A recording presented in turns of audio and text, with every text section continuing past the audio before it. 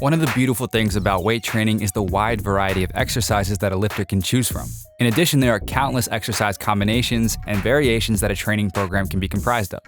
Some choices can be inferior to others. Unless a lifter is familiar with muscle anatomy and biomechanics, it can be easy to waste time on exercises that aren't good. Some of these movements can lead to injury and poorer results in the gym. This video will cover 10 exercises you should stop doing, along with the safer, more effective alternatives that can lead to more significant gains, all things equal. So without further ado, let's get started. Number 1. Standing dumbbell external rotations. The first and probably biggest all-time exercise selection fail is the dumbbell external rotation done in the standing position. And don't worry, we'll get into exercises that train larger muscle groups in the following points. But to demonstrate how poor of an exercise this is to strengthen your rotator cuffs, let's create a similar example with the bicep curl. If you saw someone in the gym lying down on their side, performing a dumbbell bicep curl, what would you think? Of course, the first thing that would come to your mind is that there's no tension on his bicep. Why? Because the bicep muscles run horizontally when the lifter is lying on his side, and the tension is vertical because gravity is pulling the dumbbell downwards. So the bicep curl in the lying position doesn't work. This same idea applies to the external rotation done with a dumbbell in the standing position. The muscle doing most of the work is the bicep and not the rotator cuff.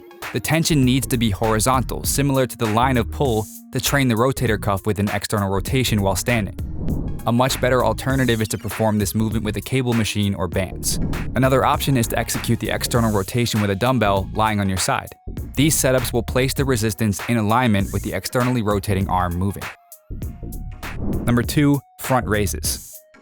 This next exercise isn't necessarily poor, but it often adds volume to a muscle group that usually gets enough volume from other exercises. That's the front raise that targets the front deltoid. The front deltoid is trained during the bench press, incline press, and shoulder press, especially the overhead barbell press. While you can add front raises to develop the front delts further, this volume is often better placed on the side or rear delts to maintain a balanced physique.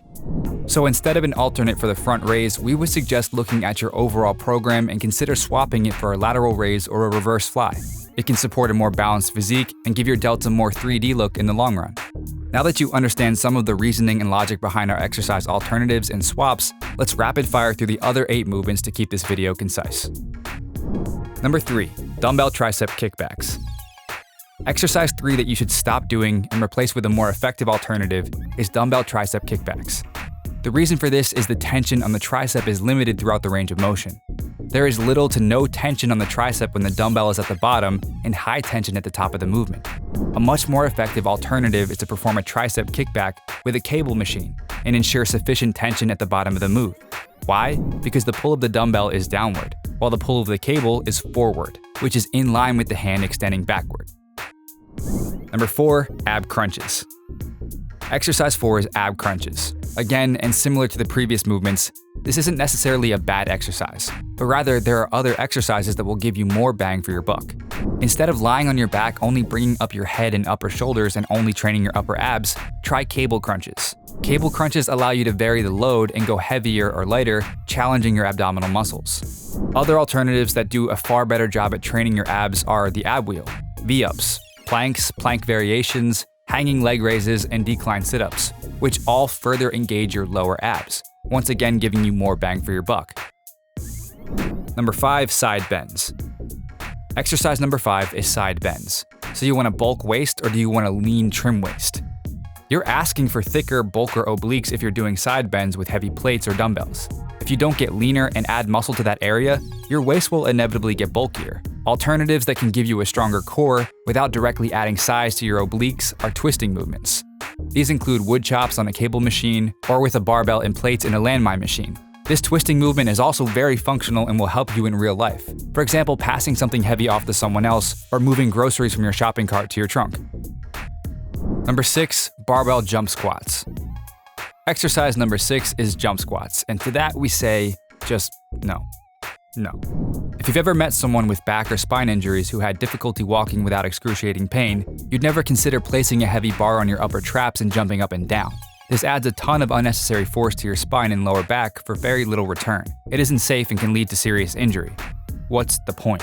Explosiveness can be trained with explosive bodyweight movements. If you must perform these exercises loaded, consider holding dumbbells or a trap bar deadlift. Number 7, calf raises on a floor. Exercise number 7 is calf raises on a flat floor. The shortcoming of this exercise is its limited range of motion. One of the most effective portions of calf exercises is when the calf is fully stretched under load. Unfortunately, with the floor, in this way, this isn't possible. At best, with the floor, your ankle is at 90 degrees, versus your foot at an acute angle with the calf deeply stretched. If you're training at a gym, any calf raises machine, seated or standing, will allow you to stretch your calf fully. If you're training at home, consider doing single or double leg calf raises on the stairs or on a platform that allows you to elevate your feet. An elevated platform will enable you to use a greater range of motion and achieve a deeper calf stretch. Number 8, barbell upright rows. Exercise 8 is barbell upright rows. Upright rows are already a controversial exercise for shoulder health. But this is especially the case when upright rows are done with a barbell where you're stuck with a fixed hand position. A safer alternative is to perform this exercise with dumbbells, which allow your hands to rotate. Another tip is to perform these exercises with a forward lean or even an incline bench. These two alterations should feel better on your shoulders while still effectively targeting the medial delt.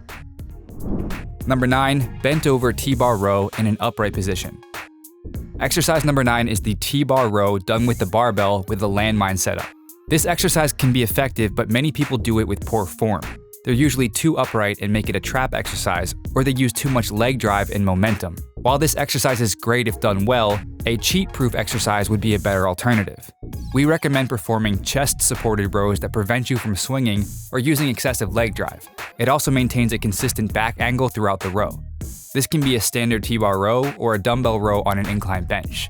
Give this a shot and you'll notice that you're forced to row with a much stricter form. Number 10, dumbbell chest flies. Exercise 10 is the dumbbell chest fly. We can all agree that it's hard to criticize an exercise that the greatest bodybuilders used to do. Arnold Schwarzenegger and Ronnie Cole used to do dumbbell chest flies, so why can't I? But once again, this isn't a bad exercise. It's just that there are more effective alternatives regardless of what your favorite lifter did 20 years ago. For example, the cable or machine chest fly is a superior movement because it keeps a great deal of tension on your chest at the very top of the fly. On the other hand, dumbbell flies have little resistance at the top and much more at the bottom of the rep. So why not use exercises that give you more resistance throughout the range of motion? You are the future, so tread a new and improved path. If you've made it this far, congratulations, you now have 10 exercise alternatives that can make your workouts more effective, and a better eye to look for variations throughout your training career. Good luck. If you found this video helpful, make sure you give this video a thumbs up, as it would help out the channel. Are you looking for a complete, done-for-you training and nutrition guide, guaranteed to add slabs of muscle to your frame in the next 90 days? Claim your free copy of our book, Bulk Up Fast. The book has already been paid for. All you have to do is cover the small shipping fee. Just click the link in the description, tell us where to ship it, and we'll send it to you anywhere in the world. If you haven't already, make sure you subscribe for more videos, and don't forget to turn on post notifications so you don't miss the next one.